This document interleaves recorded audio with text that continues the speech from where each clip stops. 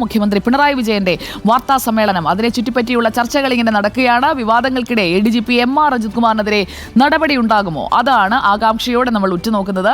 Thrissur Pooram കലക്കൽ, ADGP RSS കൂടിക്കാഴ്ച, political secretary P ശശിക്കും പോലീസിനെതിരായ ആരോപണങ്ങൾ എന്നിവയിലെല്ലാം മുഖ്യമന്ത്രി നിലപാട് വ്യക്തമാക്കും. 11 മണിക്ക് നടക്കാൻ പോകുന്ന വാർത്താ സമ്മേളനത്തിലെ ഉള്ളടക്കം എന്തായിരിക്കും? തൃശൂർ പൂര വിഷയത്തിൽ വിവരാവകാശ മറുപടി നൽകിയ ഉദ്യോഗസ്ഥനെ സസ്പെൻഡ് ചെയ്തതും വിവാദത്തിലായിട്ടുണ്ട്. അന്വേഷണ റിപ്പോർട്ട് സമർപ്പിക്കാതെ ഉദ്യോഗസ്ഥനെ ബലിയാടാക്കി എന്ന ആക്ഷേപം. അതോടൊപ്പം തന്നെ MR അജിത് കുമാർ പൂരം വിഷയത്തിൽ ഇന്ന് റിപ്പോർട്ട് കൊടുക്കുമോ? അതൊക്കെയാണ് അറിയേണ്ടത്. R ശ്രീജിത്തും ഉമേഷ് ബാലകൃഷ്ണനും നമുക്കൊപ്പം ചേരുന്നു തത്സമയം. R Sreejith, very good morning. Good morning.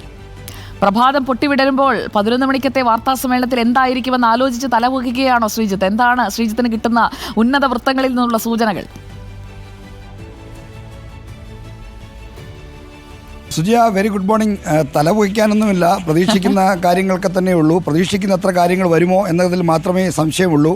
എന്തായാലും രാവിലെ 11 മണിക്കാണ് മുഖ്യമന്ത്രിയുടെ വാർത്താ സമ്മേളനം അദ്ദേഹത്തിൻ്റെ ഓഫീസിന് തൊട്ട് താഴെയുള്ള നോർത്ത് മീഡിയ കമ്മിറ്റി ഹാളിൽ നടക്കാൻ പോകുന്നത്.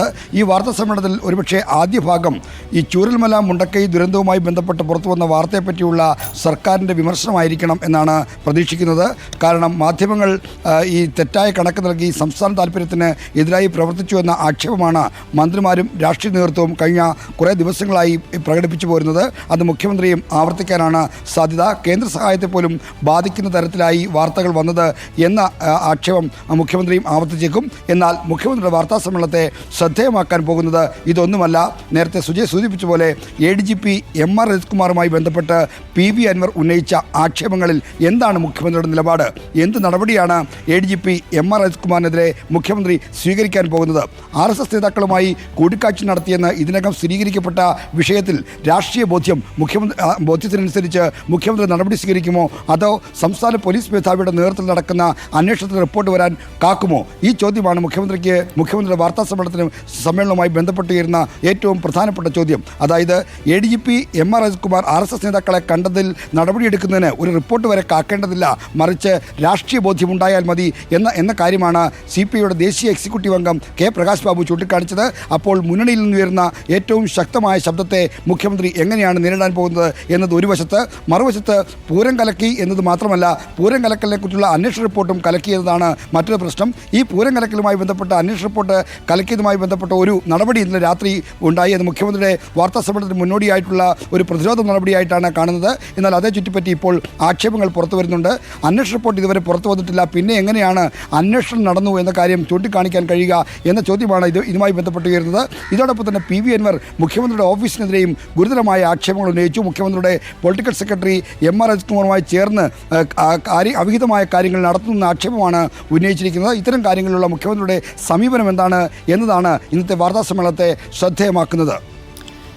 ഓക്കെ, R ശ്രീജിത്ത്, നമ്മുടെ പ്രേക്ഷകരും ഇതിൽ സന്ദേശങ്ങളൊക്കെ അയച്ചുകൊണ്ടേയിരിക്കുന്നുണ്ട്. കുറേ സന്ദേശങ്ങൾ വരുന്നു. അതിലൊരു സന്ദേശം നമ്മുടെ ഈ സംഭാഷണവുമായി ചേർന്ന് നിൽക്കുന്നതാണ്. ശ്രീജിത്ത്, മുഖ്യമന്ത്രി മാധ്യമങ്ങളെ കാണുന്നത് കൂടി ഒരു അത്ഭുതമായി കാണണമല്ലേ എന്ന് ചോദിച്ച് കൈകൂപ്പുന്നു അബൂബക്കർ എന്ന പ്രേക്ഷകൻ. മുഖ്യമന്ത്രി ഒടുവിൽ മാധ്യമങ്ങൾക്ക് മുന്നിൽ എത്തിയത് എന്നായിരുന്നു. അന്ന് അദ്ദേഹം മാധ്യമങ്ങളെ കണ്ടതിൽ നിന്ന് പിന്നീട് അങ്ങോട്ട് സംഭവ വികാസങ്ങളുടെ ഒരു പരമ്പര തന്നെ ആയിരുന്നില്ലേ? അതിൽ പലതിലും അദ്ദേഹത്തിന്റെ പ്രതികരണം ഇന്ന് പ്രതീക്ഷിക്കുകയും ചെയ്യുന്നുണ്ട് അല്ലേ ശ്രീജിത്ത്?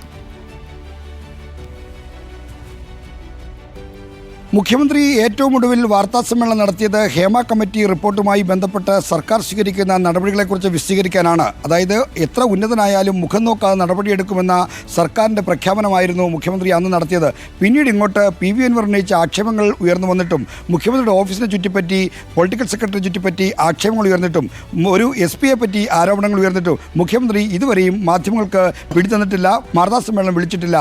അതുകൊണ്ടാണ് മുഖ്യമന്ത്രിയുടെ വാർത്താ സമ്മേളനം പോലും ഒരു അത്ഭുതമായി മാറുന്നത് എന്നാണ് ആ പ്രേക്ഷകനോട് എനിക്ക് പറയാനുള്ളത്. മാത്രമല്ല, സംസ്ഥാനത്ത് ലോക്സഭാ തെരഞ്ഞെടുപ്പ് ഫലം വന്നു.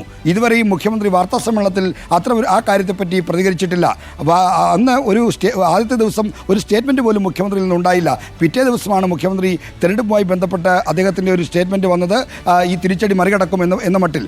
പിന്നീട് കോഴിക്കോട്ടോ അതോ മലപ്പുറത്തോ ആണോ അദ്ദേഹം ഒരു പൊതുയോഗത്തിലാണ് ഈ കാര്യം NGO യൂണിയൻ്റെ സമ്മേളനത്തിലാണ് തെരഞ്ഞെടുപ്പുമായി ബന്ധപ്പെട്ട കാര്യങ്ങൾ പരസ്യമായി ഒരു അതായത് ഒരു ക്യാമറകൾക്ക് മുമ്പിൽ വരുന്നൊരു പ്രതികരണം അദ്ദേഹത്തിൽ നിന്ന് ഉണ്ടായത്. അപ്പോൾ മുഖ്യമന്ത്രിയുടെ വാർത്താ സമ്മേളനം സ്ഥിരമായി സംഭവിക്കുന്ന ഒന്നല്ല. പ്രത്യേകിച്ചും ഈ വിവാദ പശ്ചാത്തലത്തിൽ ആ വാർത്താ സമ്മേളനത്തിന് അതുകൊണ്ട് തന്നെ പ്രത്യേകതയുണ്ട്, പ്രാധാന്യമുണ്ട്. അതാണ് നമ്മൾ പ്രേക്ഷകരിലേക്ക് എത്തിക്കുന്നത്.